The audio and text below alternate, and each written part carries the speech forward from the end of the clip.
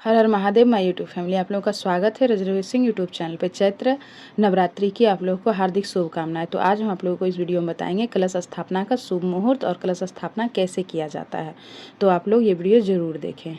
कलश केवल एक पात्र ही नहीं बल्कि उसमें देवी देवताओं और शुभ शक्तियों का वास माना जाता है, और हम विधि पूर्वक कलश स्थापना करते हैं तो उसमें सकारात्मक ऊर्जा का संचार होता है।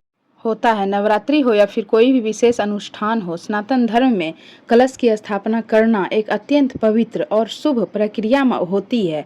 इसे सही तरीके से करने से ही देवी देवताओं की कृपा प्राप्त होती है। तो कलश स्थापना करने के लिए सबसे पहले हमें एक कलश चाहिए। वैसे तो आप कोई भी चीज़ की कलश ले सकते हैं, तांबे का हो, मिट्टी का हो, चांदी का हो, सोने का हो, लेकिन सबसे उत्तम मिट्टी का कलश माना जाता है। तो इसलिए आप सबसे अच्छा है एक मिट्टी का कलश ले लें।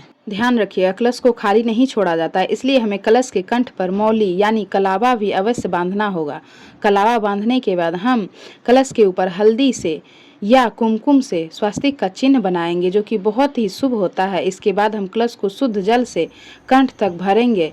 अगर आपके पास गंगा जल बहुत अधिक है तो आप केवल गंगा जल भी भर सकते हैं, और गंगा जल की कुछ बूंदें मिलाकर भी शुद्ध जल में आप उपयोग कर सकते हैं। गंगा जल के अलावा अन्य तीर्थों का जल भी आप उपयोग कर सकते हैं। जल भरने के बाद हम उसमें कुछ पवित्र सामग्री डालेंगे, जैसे हल्दी की गांठ, सुपारी, लौंग का जोड़ा, एक हरी इलायची और एक सिक्का। अगर आपके पास चांदी का सिक्का है तो आप डाल सकते हैं और अधिक शुभ होता है।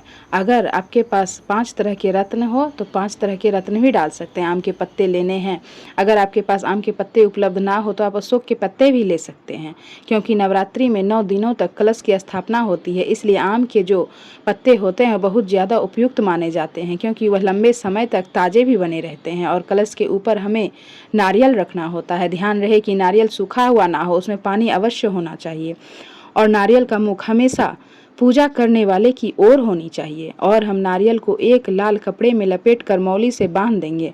अगर लाल कपड़ा ना हो तो आप लाल चुंदरी बांध सकते हैं, और अगर नारियल पर लपेटने के लिए लाल कपड़ा या फिर चुन्नी भी ना हो तो आप केवल मौली भी बांध सकते हैं। कलश के ऊपर आम या अशोक के पत्ते रखने के बाद एक पूर्ण पात्र भी रखना होता है।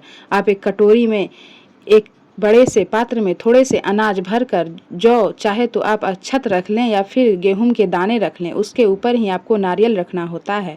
बहुत से लोग तो चौकी पर कलश को ऐसे ही स्थापित कर देते हैं, लेकिन ध्यान रखिए कलश के नीचे आप आसन जरूर लगाएं। आसन आप जैसे फूलों का, अक्षत का लगा सकते हैं। अष्टदल कमल भी आप अक्षत से बना सकते हैं। ध्यान रखिएगा कि टूटे हुए चावल आपको पूजा में प्रयोग नहीं करने हैं। अक्षत लेकर आप उन्हें कमल के आकार में रख दीजिए। उसमें अष्टदल कमल के ठीक बीचों बीच आप कलश की स्थापना करें। ध्यान रखिएगा कि नारियल का जो मुख है वह पूजा करने वाले की ओर ही रहे। नवरात्रि में माता रानी की मूर्ति या चित्र के सीधे हाथ की ओर कलश की स्थापना की जाती है। आपका बायां हाथ होगा और माँ का दाहिना हाथ होगा।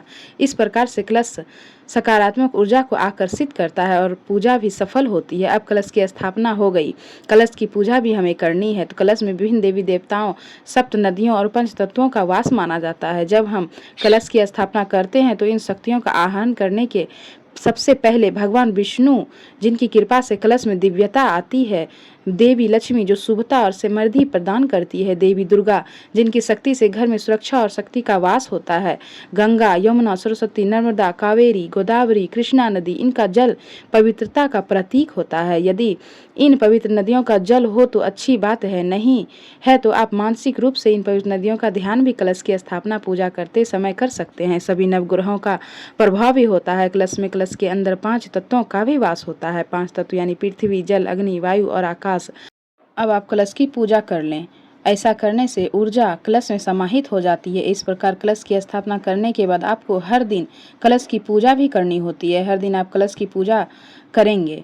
और तो कलश स्थापना का शुभ मुहूर्त सबसे पहले ब्रह्म मुहूर्त का होता है। तो 4 बजे आप इसकी कलश स्थापना कर लें, और नहीं तो आप 6 बजे इसकी स्थापना करें 30 मार्च को, और नहीं तो 10 बजे, और एक और मुहूर्त है 12 बजे। तो आप इनमें से कोई भी वक्त को आप अपने लिए चुन सकते हैं। तो ये सारे मुहूर्त बहुत अच्छे हैं, तो आप इस टाइम में कलश स्थापना कर सकते हैं। मैं आशा करती हूँ कि आप लोगों को ये वीडियो अच्छी लगी हो। अगर अच्छी लगी हो तो एक लाइक जरूर करें। हर हर महादेव।